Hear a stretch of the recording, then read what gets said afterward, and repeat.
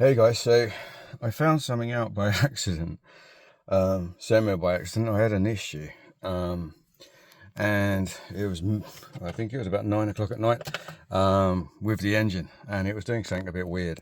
So I thought, I'd have a look, and I typed in the symptoms, and then I found that there's actually a little trick you can do if you haven't got a reader to find out what the fault is.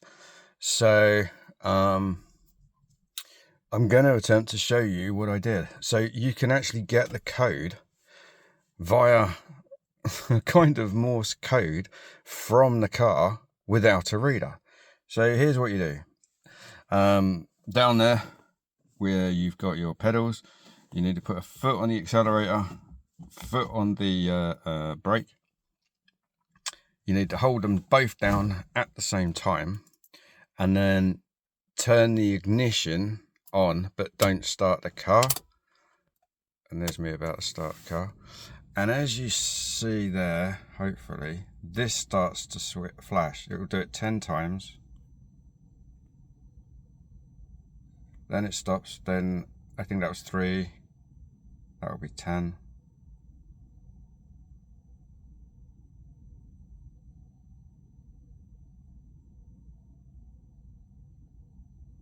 I didn't actually count that. Excuse the 170,000 miles. For anyone that says these cars don't last long, 170,000 miles right there, still going, and just passed its MOT with not really any issues. So, okay, so basically what you have to do is you count the first one, so you count 10. 10 equals 0. Don't ask me why. I suppose it's because 0 would be off. So you count the first 10, count it as 0, write it down. The next number that comes up, I think that was a 3. You write that down. Then the next one is likely to be 10. So again, that's 0. So you've got 3, 0. And then the next number that comes up, say it's like 2. So then I typed that number into an AI because it was easier than looking for a book online, and it came up as 302, and 302 was ignition issue, cylinder 2.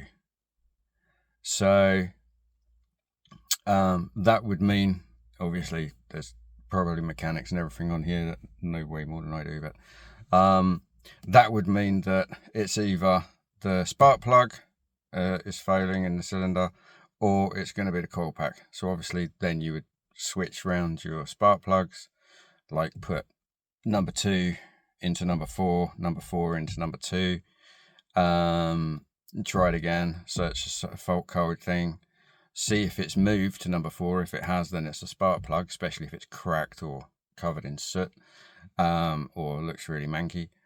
If not, and it hasn't moved, it's still number 2. I did say 2, didn't I? Then that's the coil pack or the rack that goes along the top. So you need to switch that over. Just as an ad, if anyone does actually do that, I mean, obviously you could get any other fault code. If anyone does actually do the rack on the top, there's 2 bolts on top. I believe they're T30, I think. Yeah, I use T30, which is the Star Torque sockets. They're only like, I think it was 12 Newton meters a torque, so it's barely anything. They're just almost hand tight, really, aren't they? But the clip on the right hand side, if you're facing the windscreen, which, assuming if you're doing it, you're actually going to be facing the, you're going to be the other side of the bumper. When you try to take that off, there's a little clip. So rather than push the clip down or use a screwdriver, which can often break plastic, especially when it's been hot, cold, gets brittle. If you push the connector towards the right, so push it inwards, not too hard, but just push it inwards, then push down, push down on the edge of that clip, it lifts up a lot easier, and then you can just pull it straight off. Whereas if you just try and push it down, where it is, it's actually quite hard to push down. It'll actually hurt my thumb. So yeah, future reference, push it in, push it down, pull it out. Yeah, that worked really easy. So yeah, I hope that helps. It's like, I don't know if anyone might find that useful, but that's how you find a fault code without an OBM, OBD, ODB, or I don't know, whatever the hell it's called, that computer thing that plugs into the socket in the car so you can read faults. Comment down, remind me what it's called, because I feel a bit of a div. All right, thank you. Hope that helps. Hope you get something from that. And anyone else managed to get to nearly 200,000 miles? I'm thinking I might put 200k in silver letters on the back of my Tigra at some point. That trick happens apparently with most Vauxhall vehicles. I don't know what year we're up to. I'm assuming that newer vehicles, probably like 2017 onwards, are never going to do it. But yeah, sort of the 2000s range. Apparently that's how you find a fault code without having a computer, which I thought was quite handy, really. And the AA came, and for anyone who isn't sure, I had the AA guy come out. I actually told him, he didn't know you could do that. He plugged his thing in and it came up with exactly the right fault code, and it was the second cylinder, and it turned out it was the coil pack, and it was the second one that was failing. So I changed the coil pack this afternoon, and no problem with the car, thank the Lord. So anyway, thank you for watching. Great that you're here. Please subscribe, like and stuff, because I'm trying to build this channel. It's slow because it's a niche thing, you know, and these cars are slowly disappearing off the road. So but I never expected it to be a major thing, but hopefully it helps Corsa drivers as well. So maybe, you know,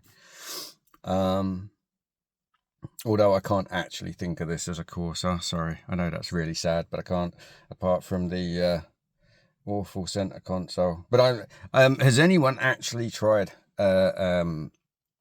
using vinyl on their center console? I'm thinking of doing something really crazy. Well, not too crazy.